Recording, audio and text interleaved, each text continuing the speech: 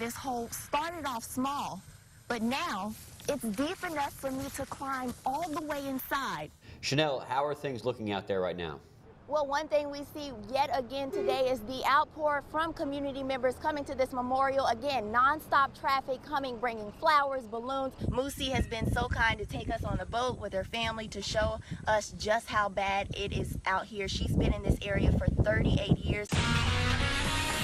We have more now on the breaking news. Shreveport police are on the scene of a shooting in the Caddo Heights neighborhood. Let's head back out to that scene. NBC6's Chenelle Terry is standing by with more. Chenelle, what can you tell us? Well, Dan and Jackie, right now we are in the 1500 block of Natalie Street. That's near Linwood Avenue. You can see it is a very, very active scene out here. Lots of police units. I'm going to bring in right now Corporal Marcus Hines from the Shreveport Police Department. Marcus, what can you tell us about what happened? Well, right now, Chenelle, we have some sad news to pass along. One victim has died as a result of being shot here. If you text and drive in Louisiana right now, you face up to $175 in fines for the first offense. You can see the broken windows here. This house is on the city of Shreveport's list to tear down. Patience is running thin for some of the folks out here affected by this bridge closure. Crew members tell me they're working as quick as they can. Some people call it life-saving legislation, a bill requiring California high school students to learn CPR before they are allowed to graduate is sent to the governor's desk. Well, listen to this. A man in a tree in downtown Seattle was locked in a standoff. People in Baton Rouge lost their homes, vehicles, and even their groceries. So while they're trying to clean up, many of them don't have food in the process. Rain and icy high temperatures, and you know what that tells me? Humidity. I know. Jade Boudreaux is supposed to be enjoying her high school senior year. Instead, she and her family have been dealing with floodwaters in their Midland, Louisiana neighborhood.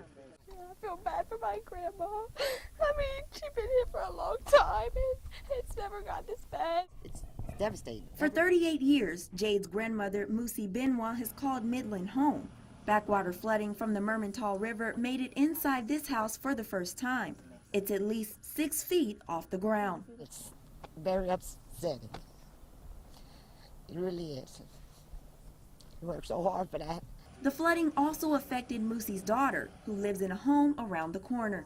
We just finally started remodeling it and moving into it, so we just finally got it decent looking, and then now we're gonna have to start all over again with 3 kids. It's a tough time for the Midland community. Homes ruined, streets completely underwater, and people who now have to rebuild parts of their lives. I stayed through hurricanes, I stayed through other things. This has got to be the worst. This snow cone business is Sharon Pilgrim's passion and livelihood. So when she came in one morning and noticed someone broke into her shop, she was devastated.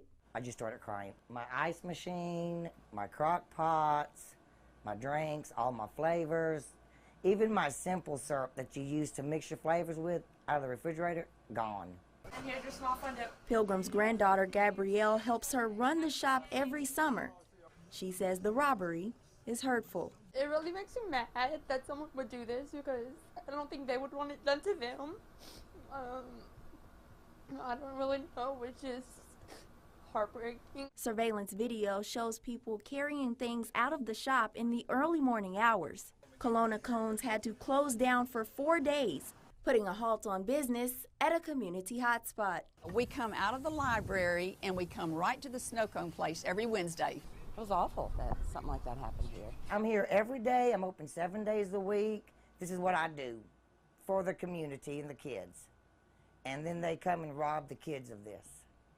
It's sad.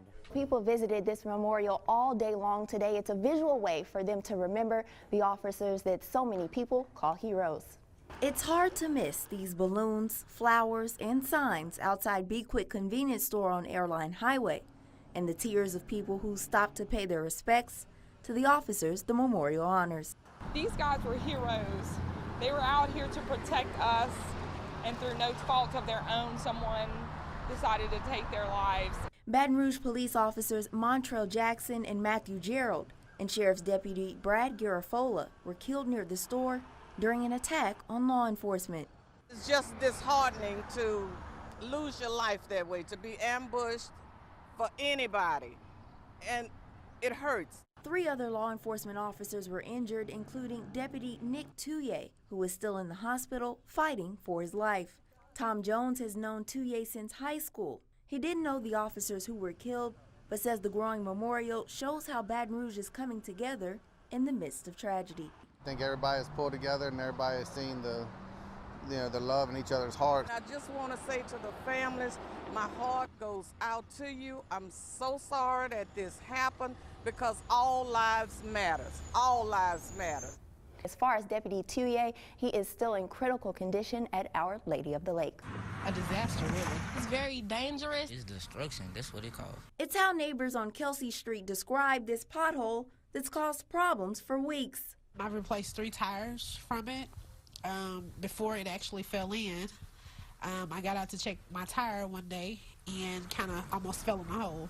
Jennifer Lewis is one of many locals concerned about everyone's safety, but especially the children. The city really needs to fix it. They really need to take care of it before somebody is seriously hurt, because you do have kids that play on the street. Neighbors say this hole started off small, but now it's deep enough for me to climb all the way inside, and they're ready to get it fixed. Y'all can sit here and have money to build bridges and all this other stuff, but you can't fix a pothole in the road for a child or a human being at that?